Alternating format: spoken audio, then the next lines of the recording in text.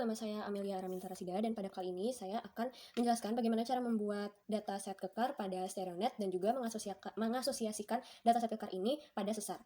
Seperti yang kita lihat di sini bahwa saya sudah mendapatkan 40 set data kekar dan saya sudah membuat strike and diff-nya pada StereoNet SmithNet. Dan di sini cara membuatnya adalah pertama kita akan memposisikan kalkir kita pada north.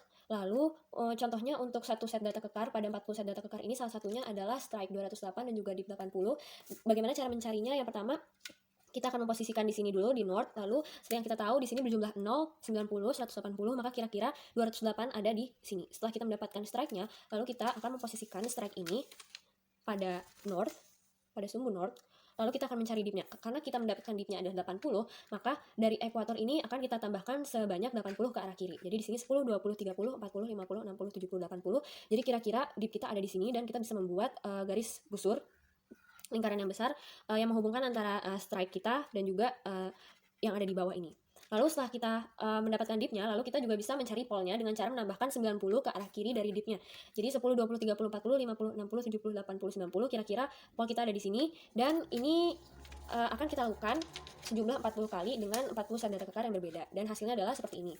Lalu ketika kita sudah mendapatkan semuanya, lalu kita akan menitikan pol-pol tersebut yang sudah kita dapatkan ini pada kertas kalkir yang baru. Seperti ini akan kita titik-titikkan. Lalu setelah kita titik-titikkan, maka kita akan memposisikan kertas kalkir yang baru ini, kertas kalkir yang kedua pada StereoNet yang berbeda, yaitu StereoNet-nya adalah StereoNet Carlsbad.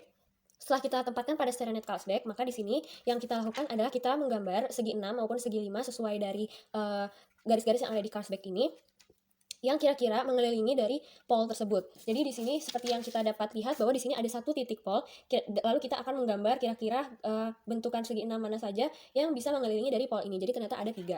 Lalu kita akan membuatnya juga untuk hal yang sama dengan titik-titik pole tersebut sehingga akhirnya kita bisa mendapatkan gambar seperti ini. Lalu setelah kita mendapatkan gambar seperti ini, maka kita akan menghitung kira-kira pada satu garis ini terdapat berapa banyak pole. Seperti yang kita lihat di sini ternyata pada segi 6 yang berwarna biru ini ada 1. Lalu untuk di sini ternyata ada 14. Lalu bagaimana caranya? Kita akan memposisikan kertas kalkir yang baru, kertas kalkir ketiga ini di atasnya. Lalu kita akan menulis seberapa banyak jumlah-jumlah yang tadi. Kita akan menggambar angka-angka ini tepat berada di titik tengah-tengah bentuk segi 6 maupun segi 5 tersebut. Lalu setelah kita sudah membuatnya, maka kita akan membuat garis kontur. Cara kita membuat garis konturnya seperti ini. Jadi di sini yang pertama kita sudah mendapatkan 111, maka kita hanya membuat satu garis kontur saja, namun berbeda untuk kasus yang di sini. Di sini ada 1, namun di sini ada 11. Jadi pertama kita akan membuat garis kontur untuk 1 terlebih dahulu, lalu kita akan membuat garis kontur lainnya. Contohnya di sini adalah 2, karena sudah mendapatkan garis kontur dari 1, maka kita akan membuat 1 saja. Lalu hal yang sama akan kita lakukan sehingga nanti untuk 11 ini juga bisa digambar garis konturnya, dan seperti yang kita lihat bahwa garis kontur dari angka 11 ini di sini paling banyak dan di sini akhirnya jadi mengecil. Lalu setelah itu ketika kita sudah mendapatkan garis kontur, kita akan menentukan kira-kira angka mana yang paling besar pada tiap klaster ini. Jadi di sini kita sudah memilih, di sini ada 14 yang paling besar dan di sini ada 11. Lalu ketika kita sudah menentukan mana-mana saja yang paling besar, lalu kita akan menumpuk kertas kalkir yang tadi pada StereoNet Smith.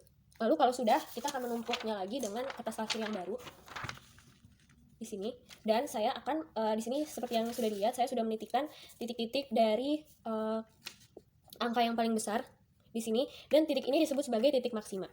Lalu setelah itu akan kita ubah di sini, jadi hanya ada satu kalkir saja yang menumpuk pada satu StereoNet SmithNet. Lalu setelah itu kita akan membuat garis busur lingkaran dalam dengan titik maksima ini. Caranya adalah di sini saya memposisikan titik maksima ini tepat berada di ekuator, lalu saya menambahkan 90 derajat ke arah kanan. Lalu di sini adalah titiknya, dan saya sudah membuat garis busur lingkaran dalam. Lalu saya juga akan membuat garis lingkaran busur dalam ini untuk hal yang sama pada titik maksima yang kedua. Di sini jadi 10, 20, 30, 40, 50, 60, 70, 80, 90. Jadi titiknya ada di sini dan saya buat garis juga.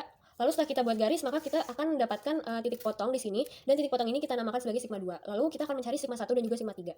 Cara mencarinya adalah kita memposisikan sigma 2 ini pada ekuator, lalu menambahkan 90 derajat juga ke arah kanan. Di sini adalah titiknya. Lalu setelah itu ketika kita sudah mendapatkannya, lalu kita bisa membuat garis busur lingkaran dalam, dan yang perlu diperhatikan adalah ketika kita menggambarnya dengan benar, maka titik-titik maksima tadi akan terhubung.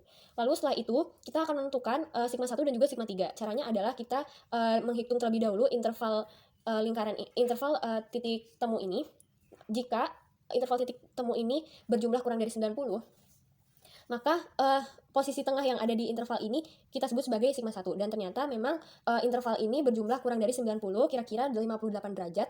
Maka jadi saya menempatkan titik sigma 1 pada posisi di tengah-tengah. Lalu setelah itu kita akan mencari sigma 3 dengan cara menambahkan 90 derajat ke arah bawah untuk mendapatkan sigma 3-nya. Kira-kira sigma 3-nya ada di sini. Lalu setelah kita mendapatkan ketiga dari sigma tersebut, kita akan mencari trend dan plunge-nya. Caranya adalah yang pertama, kita memposisikan tiap-tiap titik ini pada garis ekuator, seperti ini untuk sigma 1.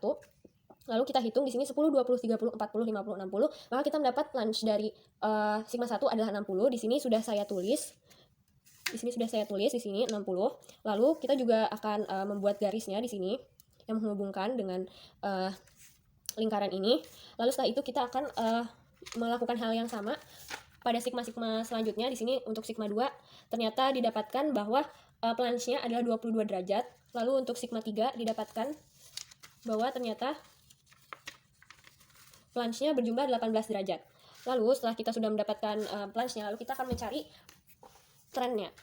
Cara kita mencari trennya sama seperti kita mencari strike. Jadi kita akan memposisikan kalkir kita ini pada jadi north-nya ini tepat berada di north stereonet Smith net.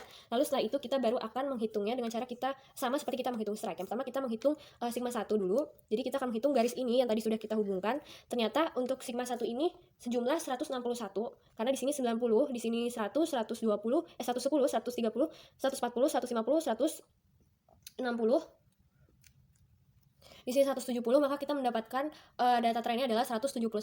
Lalu untuk sigma kedua, kita posisikan juga seperti yang tadi, kita hitung bahwa ternyata data sigma 2 ini mempunyai nilai 25 derajat. Jadi kita tulis di sini 25 derajat. Lalu untuk sigma ketiga juga ternyata di sini 270, di sini 280, maka di sini adalah 286.